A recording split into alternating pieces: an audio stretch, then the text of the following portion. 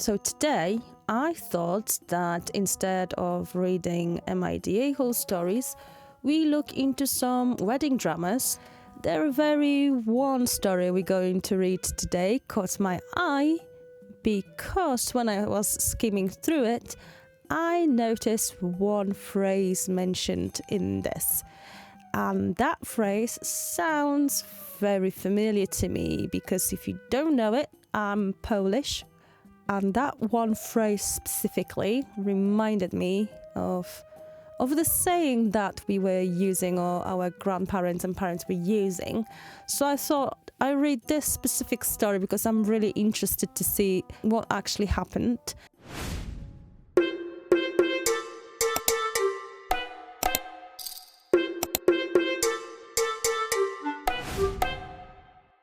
My husband's best friend made our wedding about herself, even 2 years after our wedding. Hey ho, I thought I'm gonna chime in with my wedding story, and since my baby is sick and I'm awake, let's do it. Let's do it. All the people in the story are in their 30s. So, my husband and I both never wanted to get married. Never. When I was a child and hurt myself, my grandpa would always say, "It's gonna be okay by the time you get married." And I would respond, "But I never want to get married." My husband also never had the wish to get married, and we both didn't think we could find someone we want to get married to. But then we met, began joking about getting married, and it somehow snowballed into planning a wedding. Our families were really surprised about that. So, just little information about that saying. So I vividly remember this being said to me as well. So whenever I fall over, hurt my leg, I always had lots of scratches and bruises and scrapes all over me. And whenever I would come back home with a little bit of a bleed here and there, my mum would always say, do wesela się zagoi. So essentially what the OP said here. The intention with this saying is essentially, don't you worry about it. There's nothing major. It's going to be healed quick enough. Don't fuss about it. Even though we never thought about marriage, one thing we knew was that we wanted a simple wedding. We invited about 25 people, had a photo session planned after the whole ordeal, and then got eat something in a restaurant. No speeches, no dances, just our loved ones and food. Perfect. I love how she described the whole wedding ceremony as an ordeal. But I understand where she's coming from. If she really is Polish, as I think she might be, I always had the same position when it comes to the wedding. I remember always responding exactly the same like OP was, and I'm never gonna get married. So please stop saying this. I'm hurting right now. Give us a kiss, give us a hug, instead of, sending us with a message, go and man up and you'll be fine. And maybe to just give you a little bit of a background how the Polish wedding could look like.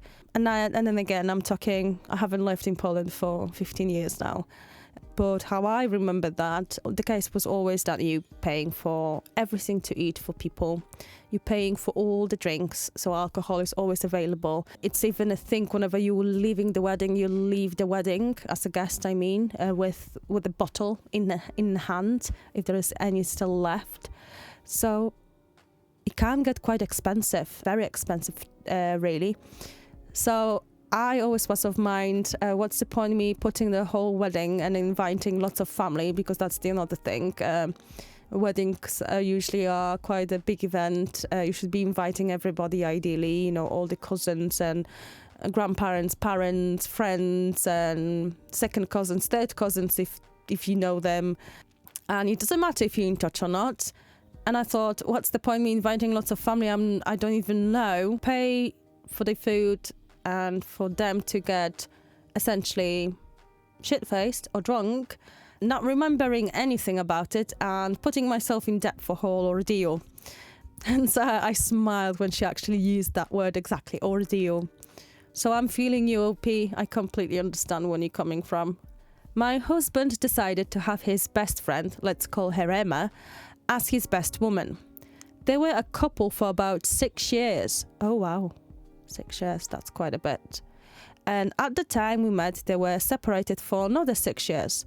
All right, okay, so they've been together for 6 years. They already broken off. They weren't together for 6 years already. My husband is a very kind guy who's one of these people who can stay friends with his exes. It's very obvious that they are better off as friends. Emma is very loud and opinionated. She's a rather complicated person, but she's nice and friendly towards me. So it never bothered me too much. Until we started planning our wedding. Okay, so what's happened? What did Emma do? From the start, she had opinions and ideas how we could go about our day. They weren't bad ideas, but not fitting for what we wanted. Ideas she had, and in the brackets, and those aren't all of them, included confetti cannons for when we are leaving the courthouse. Who cleans this up? A champagne reception. I'm not drinking alcohol, and our wedding guests rarely do. And a big bachelor party. My husband just wanted to hang out with his friends. She brought games and planned a whole evening going out and started crying when people weren't excited about it. Okay.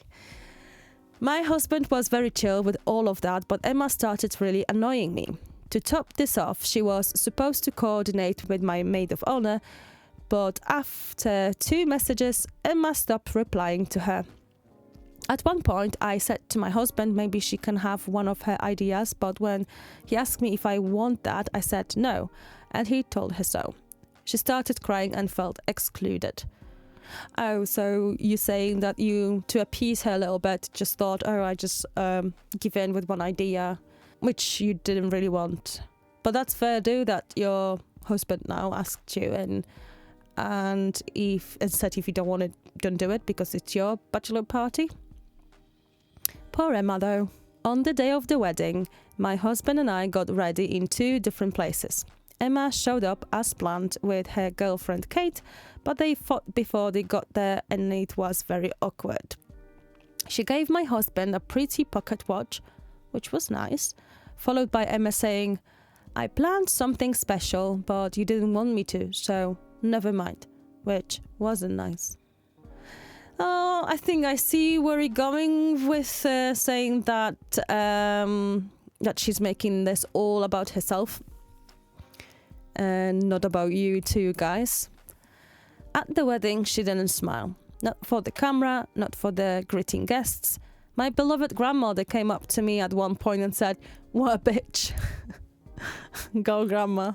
And my grandmother wasn't the only one who noticed it. Everybody did. And almost everyone said something about it to me on or after the wedding day. Emma looked like this in every wedding photo, and an OP just posted, sad face. We filmed the wedding. At the moment I was, of course, hyper-focused on my husband. When watching the footage for the first time, the first thing I noticed was her annoyed-looking face. Oh, lovely. That's exactly what you want to see on your wedding footage.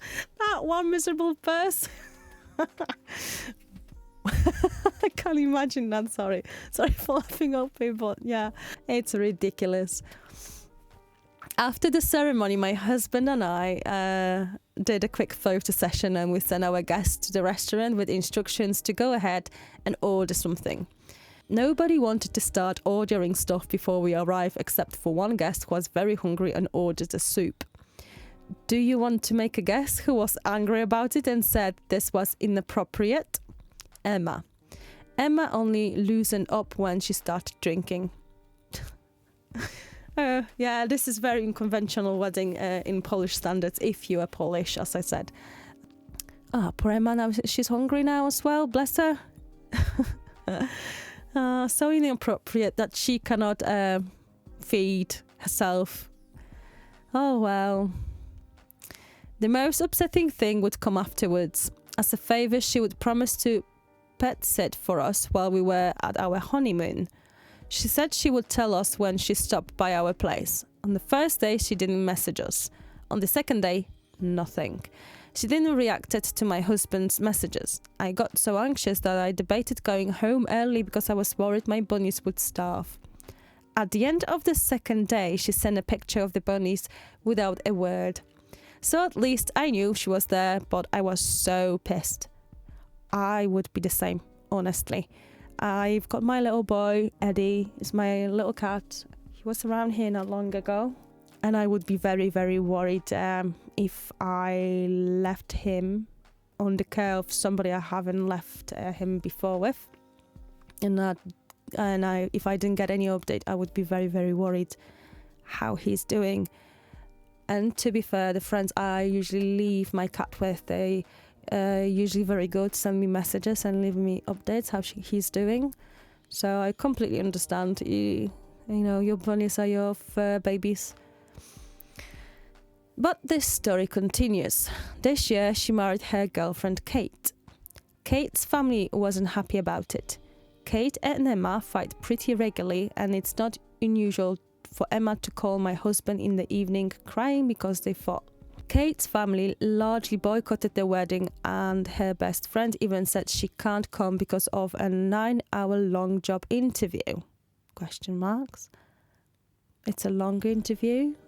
I really didn't want to go, but felt bad for Kate's family not joining them on their special day, so I went. Now I'm questioning if it's actually a Polish family, unless they live in UK like I do. Since she wants to marry her girlfriend. Same-sex marriages in Poland are not possible at the moment, and I don't think they will be anytime soon. When the wedding day arrived, I saw some things I recognized. Confetti cannons and a champagne reception. Okay, fine. Breathe in, breathe out. Don't roll your eyes. But the craziest thing came afterwards. They hosted the guests at their house. My husband helped them clean up afterwards, and it was then when Emma gave him a bag full of wedding stuff. For our wedding. Not only was it exactly the same style she used for her own wedding, at this point my husband and I were married for 2 years. So when she said she's planned something special, this was what she meant. I was so blown away by this. I would be ashamed if I behaved this way at someone's wedding, but she apparently isn't. I really want to throw this stuff out. My husband wants to keep it. To make a long story short, a week after the wedding, Emma called my husband crying after a fight with Kate and wanted him to pick her up from home. They want to have a child together. Good Lord. Now I'm looking at this and seeing how much she relies on your husband.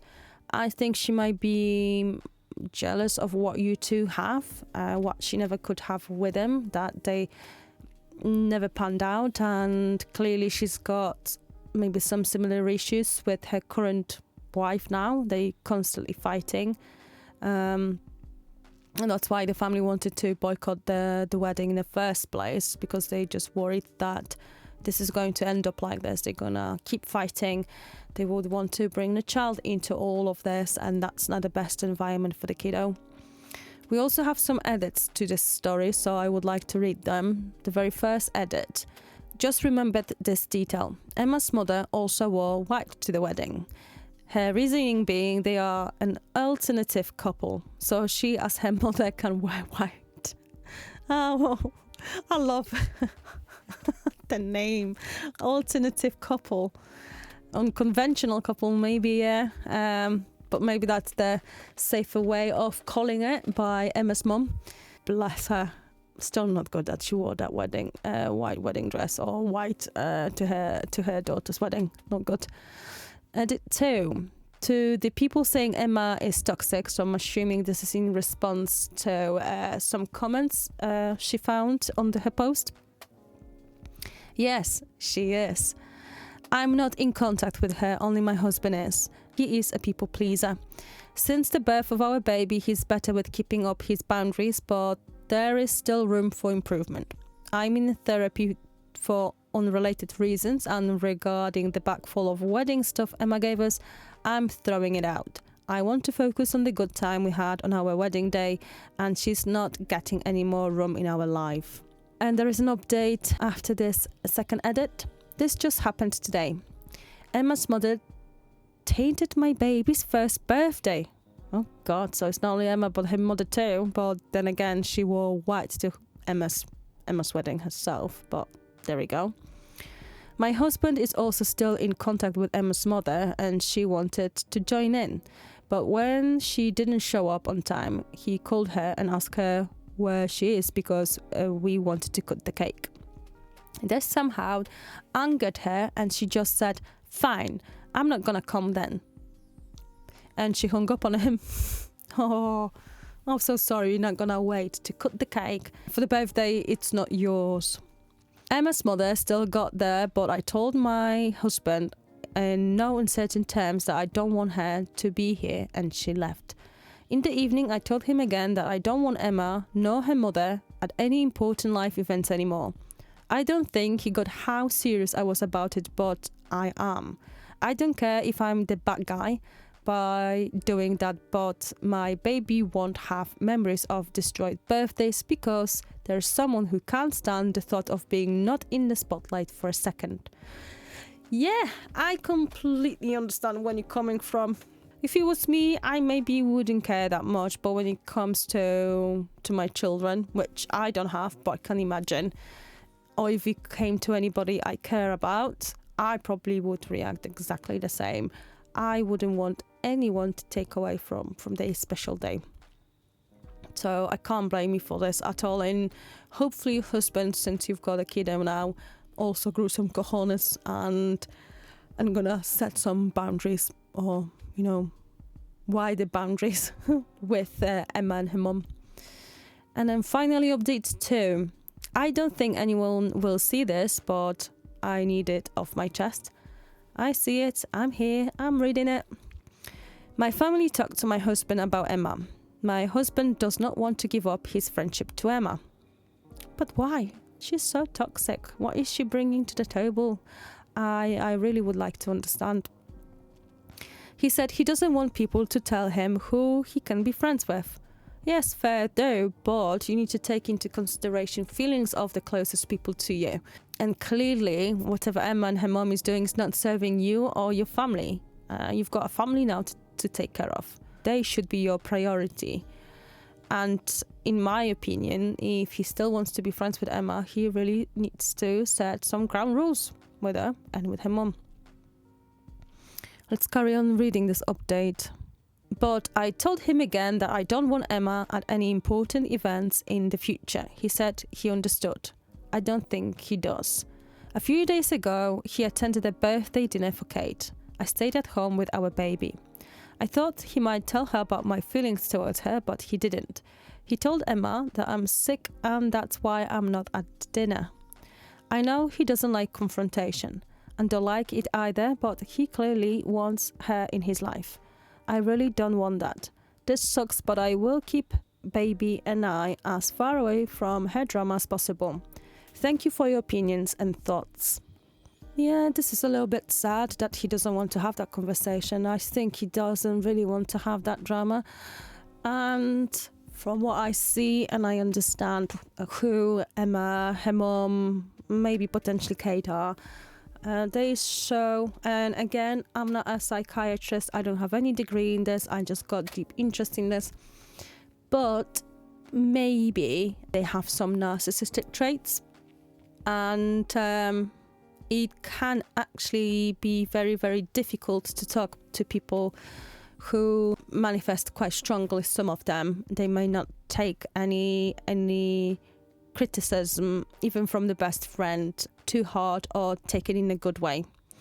So that might be the reason why he's struggling to communicate stuff like that with her. Again, remember, he's been in a relationship with her for 6 years. So he potentially tried that before and it never worked. They always probably ended up arguing, like she's arguing now with Kate. And that's why he's not in a relationship with her, but still wants to be friends. Yes, so it's a tough one. So sorry to hear that Emma was trying to take the spotlight from both of you when it comes to your wedding and all the events around it before and after. But at least it wasn't something terribly outrageous. So that's the good side, flip side of it all.